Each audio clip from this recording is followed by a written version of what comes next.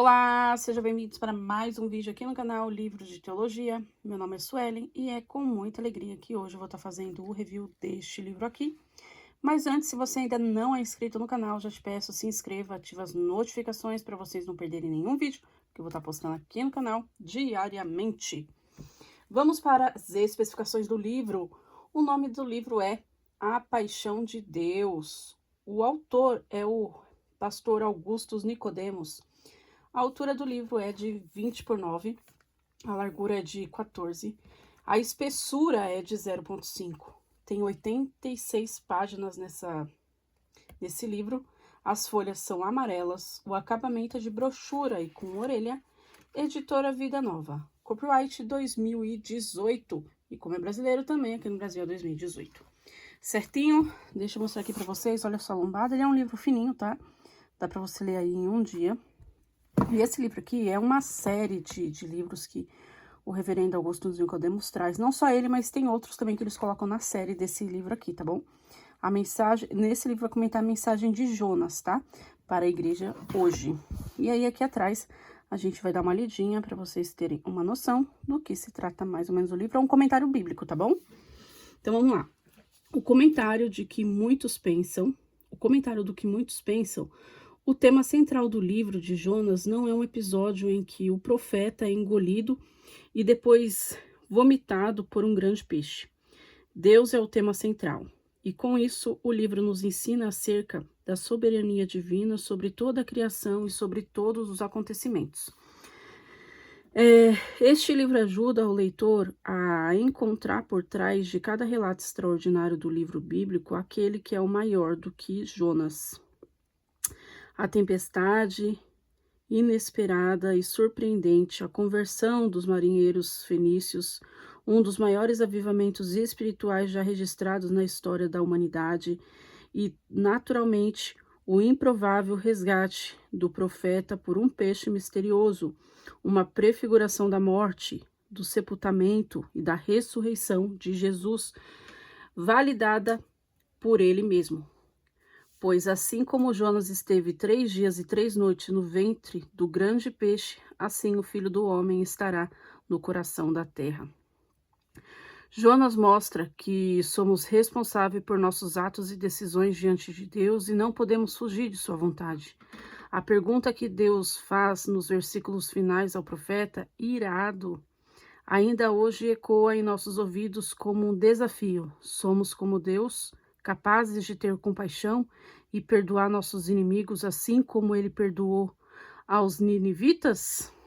Conseguimos de fato querer o bem deles e nos alegrar quando Deus os abençoa? Nossa oração é que este livro ajude a igreja de hoje a encontrar a resposta correta. Para quem não conhece o reverendo pastor Augustus Nicodemos, tá? Ele é mestre e doutor em Novo Testamento, em interpretação bíblica e pós-doutor em Novo Testamento. Atualmente é pastor da Primeira Igreja Presbiteriana de Goiânia. Agora ele tá morando nos Estados Unidos, tá bom?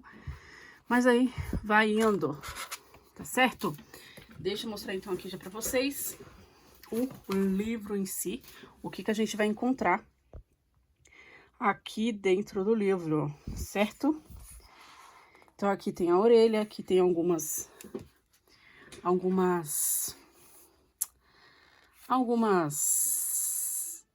anotações, né, de alguns irmãos que falaram a respeito do livro, certo? Abrindo aqui. Eu nem falei pra vocês, olha, eu comprei recente, tá? Comprei no dia 4/7 desse ano, 2025. Gastei R$19,75. Esse daqui era o último que faltava pra minha coleção, do pastor reverendo Augusto Nicodemos.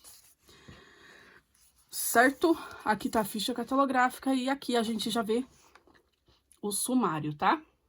No sumário, o que a gente encontra?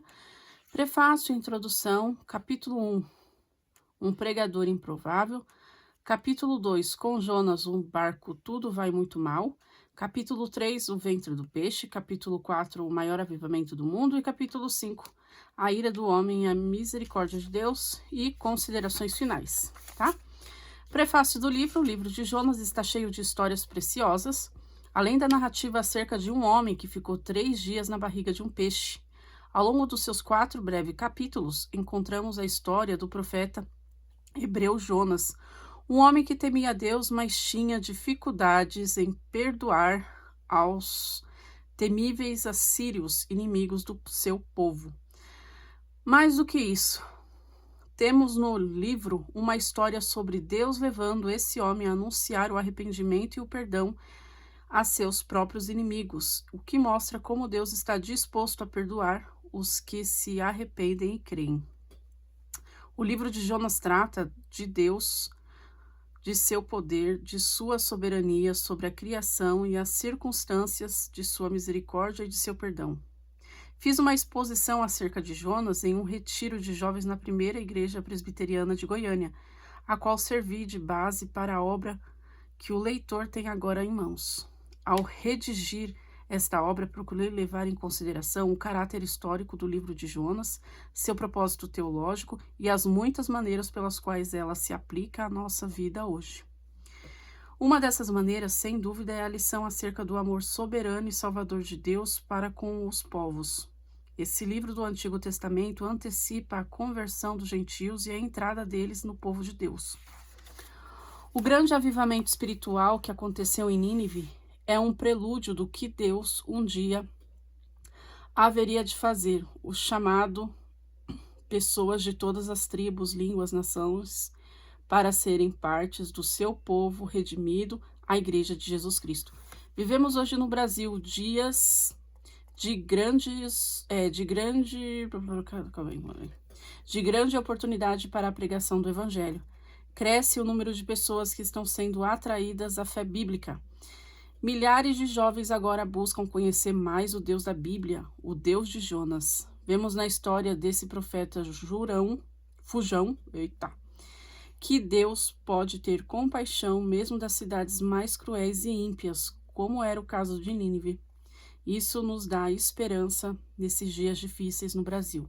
Minha expectativa é que esse comentário devocional e homilético sobre Jonas seja usado por Deus para abençoar o seu povo e nos ensine a ter compaixão como ele tem.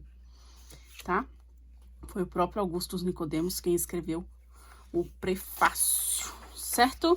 E aí a gente entra aqui na introdução, a relevância do livro de Jonas, tá? É um livro curtinho, gente, mas vai dar vídeo isso daqui, hein? Olha só, a relevância do livro de Jonas. Existem 2 razões principais para estudar o livro de Jonas. A primeira é que ele revela muita coisa a respeito de Deus, uma vez que o grande protagonista do livro não é Jonas, mas sim Deus, que transparece em praticamente cada versículo, agindo, interagindo, sendo paciente, perguntando, respondendo, observando e assim por diante. Sei que estamos acostumados, desde as aulas do departamento infantil das igrejas, a estudar Jonas, e o foco desse estudo sempre foi o profeta fujão e desobediente, que se esquivou para longe do que Deus havia mandado. Jonas é sempre a grande estrela da história. Pelo menos é assim que geralmente ouvimos e aprendemos. A verdade, no entanto, é que esse livro é sobre Deus, seu domínio sobre todas as coisas e a sua misericórdia para com as pessoas. Creio que essa mensagem a respeito do amor e a compaixão de Deus tem pela humanidade, mesmo por pessoas as quais não gostam,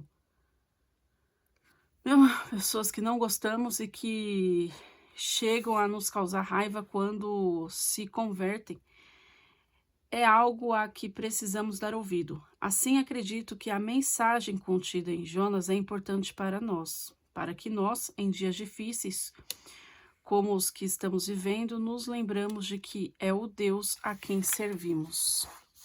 Sua segunda razão para estudar o livro de Jonas é o fato de ter sido citado 2 vezes por Jesus. Isso não coloca em vantagem, pois Jesus cita muitos outros livros do Antigo Testamento, contudo, em particular, Jesus se refere à história de Jonas e ao fato marcante de que o profeta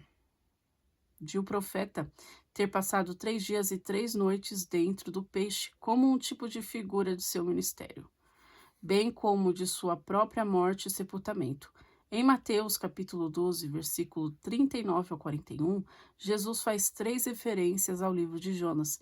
Vejamos o que Cristo diz. Uma geração má e adúltera pede um milagre, mas nenhum milagre lhe será dado, senão o do profeta Jonas. Pois assim como Jonas esteve 3 dias e 3 noites no ventre do grande peixe, assim o Filho do Homem estará 3 dias e 3 noites no coração da terra. Os habitantes de Nínive se levantarão no juízo contra esta geração e o condenarão, pois se arrependeram com a pregação de Jonas. E aqui está quem é maior que Jonas. Vemos então que Jesus chama a atenção para 3 aspectos do livro de Jonas: a figura do profeta, o tempo que ele passou dentro do peixe e o resultado de sua pregação. Isso é o arrependimento dos ninivitas.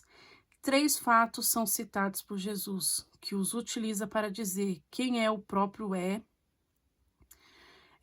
alguém maior que Jonas, que morre pelos nossos pecados e espera que no dia do juízo essa mensagem tenha sido ouvida e tenha levado as pessoas ao arrependimento. Tudo isso nos leva à conclusão de que estudar este livro é muito importante para nós, cristãos do século XXI.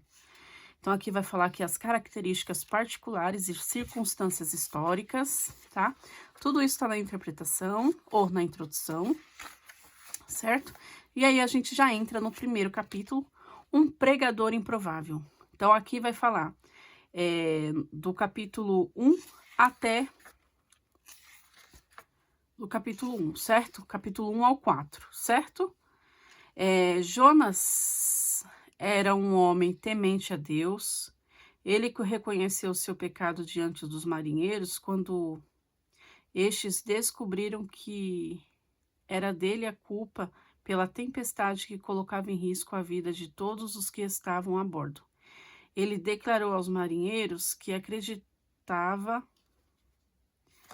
que Deus era o Criador dos céus e da terra. Ele orou a Deus de dentro do ventre do peixe e depois lhe foi dada uma segunda chance. Ele obedeceu e pregou a palavra de Deus em Nínive. Jonas era crente e temente a Deus, mas tratava uma luta interna com sua raiva pelos ninivitas. Podemos tentar entender o porquê de sua raiva.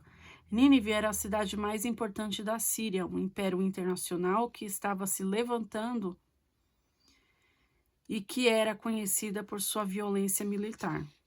Quando eu era menino, meu pai comprou para mim uma coleção de livros chamada Tesouros da Juventude, cujos volumes abordavam temas como artes, história, geografia, matemática e etc. Tratava de uma enciclopédia juvenil. Havia uma imagem no volume de história antiga que ficou gravada na minha memória. Um guerreiro assírio com um pé no pescoço de um soldado vencido no campo de batalha, avançando para arrancar com a mão a língua desse inimigo derrotado. Aquele era um exército cruel, que não fazia reféns e que já havia feito incursões no reino do norte, Israel, de onde Jonas era proveniente. Com todos os judeus, provavelmente Jonas odiava os assírios e em especial os ninivitas, que eram moradores da cidade. E de repente, então, Deus diz a Jonas: vá pregar lá em Nínive, na Assíria. A mais provável reação de Jonas foi: Deus, tudo menos isso. O Senhor pode pedir o que quiser, mas ir pregar na Assíria aos ninivitas?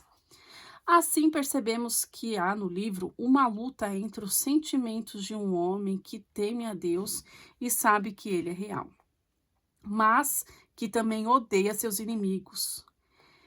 Em seu íntimo, ele entendia que não era justo Deus perdoar os ninivitas.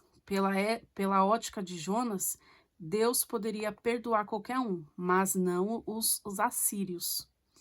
Esse povo é mau, eles mataram muita gente, e eu sei que, como o Senhor é bom, perdoará todos eles por meio de minha pregação.